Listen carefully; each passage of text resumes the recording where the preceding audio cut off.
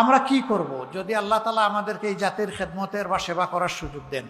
আমাদের ১ নম্বর দায়িত্ব হবে এই দেশের ভাঙ্গাচোরা কোমর ভাঙ্গা শিক্ষা ব্যবস্থাকে ঠিক করা। এটা যেদিন ঠিক হবে, শিক্ষিত মানুষগুলা বের হয়ে আসবে। সে তার মা বাবা, তার সম্মানিত শিক্ষকবৃন্দ, সমাজের যারা মুরব্বিয়ানে কেরাম, তাদেরকে অবশ্যই সে সম্মান করবে। প্রত্যেকটা সমবয়সী এবং যারা তার অনুজ, তাদেরকে সে স্নেহ করবে। প্রত্যেকটা মানুষের ব্যাপারে তার মাঝে অ্যাকাউন্টেবিলিটি বা দায়বোধ থাকবে।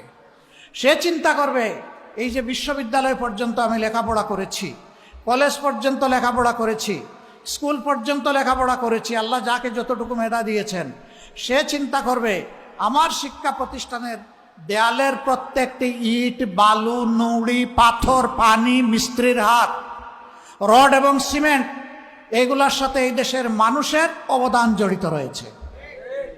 সে বিশ্বাস করবে রাস্তায় যে আমার ভাই কিংবা বোন, আমার মা কিংবা পিতা অভাবের তাড়নায় যে ভিক্ষা করে, তারও অনুদান এখানে আছে। কারণ সারাদিন সেও মানুষের কাছে ভিক্ষা চায়, সন্ধ্যার বেলা তার পেটের চাহিদা পূরণ করার জন্য দোকানে যায়।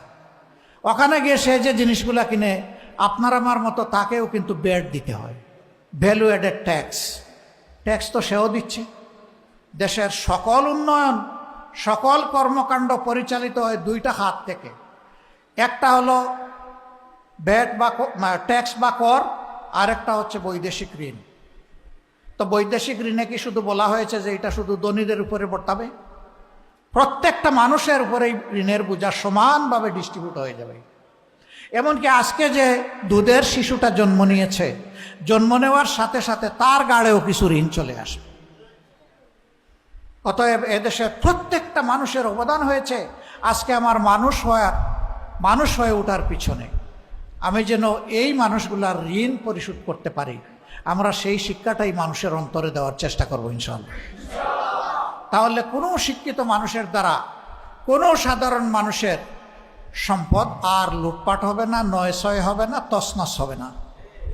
দেশের সম্পদ লুট করে লন্ডার করা হবে না, এটাকে দেশের বাইরে পাচার করা হবে না, বিভিন্ন জায়গায় বেগমপাড়া গড়ে তোলা হবে না।